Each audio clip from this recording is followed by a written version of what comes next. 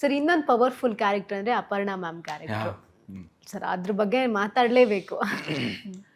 Aparna madam character ಈ ಕತೆಗೆ ಸೋಲ್. Very strong ಪಾತ್ರ, ವೆರಿ ಸ್ಟ್ರಾಂಗ್ ಪಾತ್ರ, ವೆರಿ ಎಮೋಷನಲ್ ಪಾತ್ರ. ಅಂದರೆ ಒಂದು ಬಾಂಡೇಜ್ ಇರೋವಂಥ ಒಂದು ಪಾತ್ರ. ಅಂದರೆ ಅಮ್ಮ ಮಗನ ಮಧ್ಯೆ.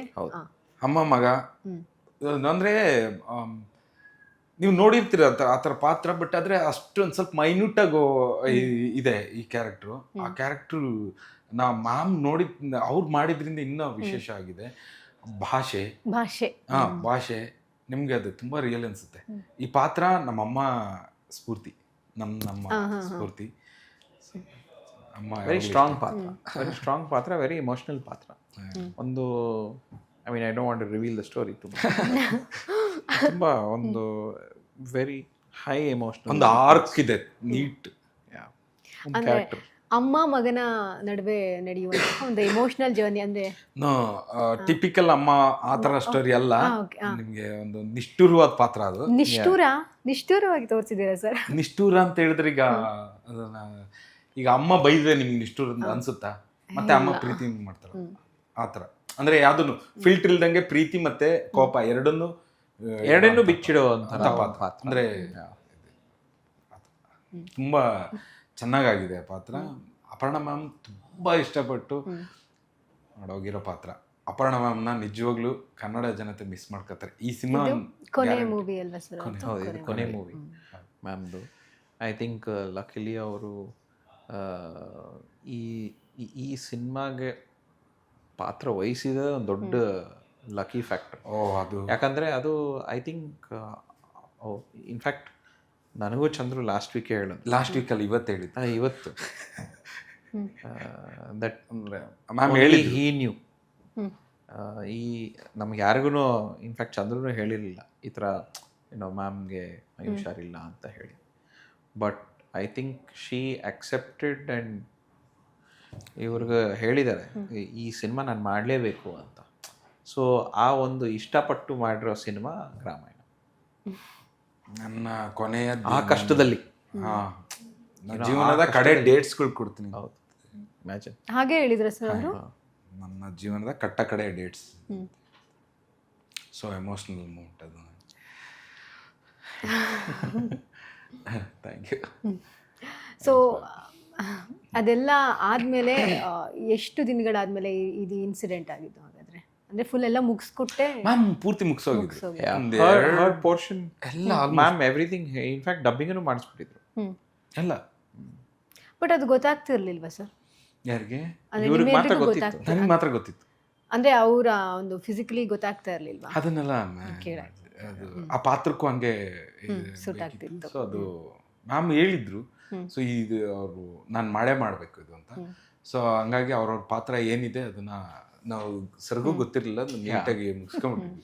ಸರ್ ನನಗೂ ಶಾಕಿಂಗ್ ಇತ್ತು. ಮ್ಯಾಮ್ ಹೋದ್ಮೇಲೆ ನನಗೇನಕ್ಕೆ ಹೇಳಲಿಲ್ಲ? ಇಲ್ಲ ಸರ್, ಮ್ಯಾಮ್ ಹೇಳಿದ್ರು ಅದೇ ಥರ ಯಾರಿಗೂ ಹೇಳ್ಬೇಡ ಅಂತ. ಸೊ ಬರೀ ಒಂದು 3-4 ಜನಕ್ಕೆ ಅಷ್ಟೇ ಗೊತ್ತಿರೋದು ಈ ವಿಷಯ ಅಂತ. ಸರಿ, ಓಕೆ, ಫೈನ್. ಸರ್ ಇದು ಲೊಕೇಶನ್ಸ್ ಎಲ್ಲ ಎಲ್ಲಿ ಸರ್? ಎಲ್ಲ ಚಿಕ್ಕಮಗಳೂರು ಜಿಲ್ಲೆ, ನಮ್ಮ ದೇವನೂರು ಸುತ್ತಮುತ್ತ. ಇದು ದೇವನೂರು, ನಿಡ್ಘಟ್ಟ, ಆಮೇಲೆ ನಿಡ್ಘಟ್ಟ, ಕಬ್ಳಿ, ಗುಣಸಾಗರ, ಚಿಕ್ಕಮಗಳೂರು, ಕಡೂರು, ಆಮೇಲೆ ಆ ಸುತ್ತಮುತ್ತ ಶೂಟ್ ಮಾಡಿದ್ವಿ. ಅರಸೀಕೆರೆ, ಬಾಣಾವರ, ಮಲೆನಾಡು ಪ್ರದೇಶ ಮಾಡಿದಿರಲ್ಲ. ಚಿಕ್ಕಮಗಳೂರು, ಮಲೆನಾಡು, ಚಿಕ್ಕಮಗಳೂರು ಆಲ್ಮೋಸ್ಟ್ ಎಲ್ಲ ಕಡೆ ಶೂಟ್ ಮಾಡಿದ್ದಾರೆ. ಅದಾದ್ಮೇಲೆ ಸ್ವಲ್ಪ ಇಲ್ಲಿ ಮಾಡಿದ್ವಿ, ಚನ್ನಪಟ್ಟಣ ಹತ್ರ ಮಾಡಿದ್ವಿ. ಬಿಟ್ರೆಲ್ಲ ಆಲ್ಮೋಸ್ಟ್ ಸಾಂಗ್ಸ್ಗಳು ಎಲ್ಲ ಅಲ್ಲೇ. ಸಾಂಗ್ಸ್ ಅಂತಂದ್ರೆ ಸೋ ಕಾಲ್ಡ್ ಸಾಂಗ್ಸ್ ಅಂದ್ರೆ ಇಲ್ಲೇನೋ ಒಂದು ಸಾಂಗ್ ಬೇಕು ಹಂಗಿಲ್ಲ, ಕತೆಗೆ ಮಾತ್ರ. ಹಂಗಾಗಿ ಇದು ಕತೆ ಜೊತೆನಲ್ಲೇ ಹೋಗೋ ಸಾಂಗ್ ಆಗಿರೋದ್ರಿಂದ ಕತೆ ಎಲ್ಲಿ ನಡೀತೋ ಅಲ್ಲಲ್ಲೇ ಸಾಂಗ್ಗಳು ಎಲ್ಲ ಒಂದು it take you to a nice roller coaster ride. ಅಂದ್ರೆ ಒಂದು ಗ್ರಾಮದ ರಾಮಾಯಣ ಹೆಂಗೆ ಹೇಳಬೇಕು ಅದೇ ತರ ರೀತಿ ಹೋಗುತ್ತೆ. ಸೊ ಅದು ತುಂಬಾ ಚೆನ್ನಾಗಿ ಕೆತ್ತನೆ ಮಾಡಿದಾರೆ ಅವರು. ಸರ್ ಮತ್ತೆ ಇನ್ನೊಂದು ಉಗೆ ಸಾಂಗು, ಅದೊಂದು ಹಾಡಂತಾನೆ ಅನ್ಸಲ್ಲ, ಏನೋ ಒಂದು ಕ್ರಾಂತಿ ಗೀತೆ ಅಂತ ಅನ್ಸುತ್ತೆ. ಅದನ್ನ ಯಾರು ಬರ್ದಿದ್ದು ಸರ್? ಅಂದ್ರೆ ಇದೇ ತರ ಮ್ಯೂಸಿಕ್ ಅದೆಲ್ಲ ಹೇಗೆ ಆಗಿದ್ದು? ಪೂರ್ಣಚಂದ್ರ ತೇಜಸ್ವಿ ಅವರೇ ಬರ್ದಿರೋದು, ಮ್ಯೂಸಿಕ್ ಡೈರೆಕ್ಟರ್ ಅವರೇ ಬರ್ದಿರೋದು. ಸೊ ಆ ಸಿಚುವೇಶನ್ ನಂದು ಆ ಥರ ಇದೆ. ಅಂದ್ರೆ ಇಲ್ಲಿ ಒಂದು ಪ್ರೇಮ, ಪ್ರೀತಿ ಮತ್ತೆ ಸ್ನೇಹ, ಈ ಥರದ್ದೆಲ್ಲ ಎಮೋಷನಲ್ ಹೆಂಗಿರುತ್ತೋ ಅದು ಒಂದು ಸಿಚುವೇಶನ್ ಇದೆ. ಆ ಸಿಚುವೇಶನ್ ತುಂಬ ಸ್ಟ್ರಾಂಗ್ ಆಗಿತ್ತು. ಅದು ಸಾಂಗ್ ಅಲ್ಲಿ ವರ್ಕ್ ಆಗಿದೆ. ಹೌದು, ಅದಕ್ಕೆ ಸ್ಫೂರ್ತಿ ಕುವೆಂಪು ಸರ್. ಅಂದರೆ ಪೂರ್ಣ ಸರ್ ಅವರ ಸ್ಫೂರ್ತಿ ಆ ಗೀತೆಗೆ ತುಂಬಾ ಫೋರ್ಸ್ ಕೊಡ್ತಾ ಇದೆ ಅದು. ಇಲ್ಲ, ಆ ಲಿರಿಕ್ಸ್ ಸ್ಫೂರ್ತಿನೇ ಕುವೆಂಪು ಸರ್. ಕುವೆಂಪು ಅವರ ಆ ಲೈನ್ ಅಂದರೆ ಒಂದು ತುಂಬಾ ಆಳವಾದ ಸೋಷಿಯಲ್ ಮೆಸೇಜ್ ಇರೋ ಒಂದು ಲೈನ್ಸ್ ಅವು. ಆ್ಯಂಡ್ ನೀವು ಹೇಳ್ದಂಗೆ ಒಂಥರ ಕ್ರಾಂತಿಕಾರಿಯಾದ ಒಂದು ಗೀತೆ.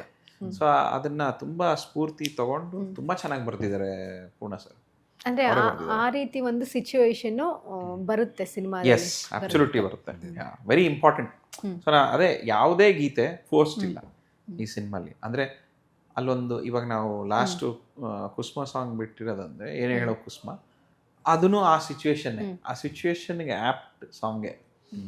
ಬೆಂಕಿ ಸಾಂಗ್ ಅಂದ್ರೆ ಬೆಂಕಿ ಸಾಂಗ್ ಆಪ್ಟ್ ಸಿಚುವೇಶನಲ್ ಸಾಂಗ್ಗೆ.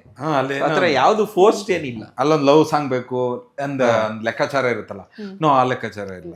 ಅಂದ್ರೆ ಆ ಸಿಚುವೇಶನ್ ಇಲ್ಲಿ ಒಂದು ಯಾವ್ದೋ ಒಂದು ಡಾನ್ಸ್ ನಂಬರ್ ಬೇಕು, ಇಲ್ಲಿ ಒಂದು ರೊಮ್ಯಾಂಟಿಕ್ ನಂಬರ್, ಆತರ ಯಾವ್ದು ಇಲ್ಲ. ಎಲ್ಲ ಕಥೆನಲ್ಲಿ ಏನೋ ಕೂಡ್ ಬಂದಿರೋ ಸಾಂಗ್ಸ್. ಅದಕ್ಕೆ ಈ ಸಿನಿಮಾ ಬ್ಯೂಟಿಫುಲ್ ಅನ್ಸುತ್ತೆ, ಅಂದ್ರೆ ಖುಷಿ ಅನ್ಸುತ್ತೆ. ಇವನ್ ಅನ್ಸಲ್ಲ. ಕತೆ ಹೇಳ್ಬೇಕಾದ್ರೇನೆ ಅದು ಗೊತ್ತಾಗುತ್ತೆ, ವಾವ್ ಇದೆಂತ ಜಾಗ, ಇದು ಹಾಡಿನ ಜಾಗ ಅಂತ ಅನ್ಸುತ್ತೆ. ರಾಘಣ್ಣಪ್ಪಾಜಿ ತುಂಬಾ ಚೆನ್ನಾಗಿರ್ತಾರೆ, ಈ ಜಾಗ ಒಳ್ಳೆ ಹಾಡು ಜಾಗ ಅಂತ ಹೇಳ್ತಾರೆ. ಅಂದ್ರೆ ಅದು ತುಂಬಾ ಚೆನ್ನಾಗಿ ಅವರು ದೊಡ್ಡ ಮನೆಯಲ್ಲಿ ಕಥೆನ ತುಂಬಾ ಚೆನ್ನಾಗಿ ಹೇಳ್ತಾರೆ. ಆ ಜಾಗ ಇದೆ ಅಪ್ಪಾಜಿ, ಆ ಜಾಗ ಅಪ್ಪಾಜಿ ಅಂತಾರೆ, ಅದಕ್ಕೆ ಜಾಗ ಅಂತ ಹೇಳ್ತಾರೆ. ಲೇಟೆಸ್ಟ್ ಹಾಗೂ ಇಂಟ್ರೆಸ್ಟಿಂಗ್ ಸುದ್ದಿಗಳಿಗಾಗಿ ಬಾಸ್ ಟಿವಿ ಕನ್ನಡ ಚಾನೆಲ್ನ ಸಬ್ಸ್ಕ್ರೈಬ್ ಮಾಡಿ. ಹಾಗೆಯೇ ಬೆಲ್ ಐಕಾನ್ ಪ್ರೆಸ್ ಮಾಡಿ. ಇದರ ಜೊತೆಗೆ ಫೇಸ್ಬುಕ್, ಇನ್ಸ್ಟಾಗ್ರಾಮ್, ಎಕ್ಸ್ನಲ್ಲೂ ಮಿಸ್ ಮಾಡದೆ ಫಾಲೋ ಮಾಡಿ.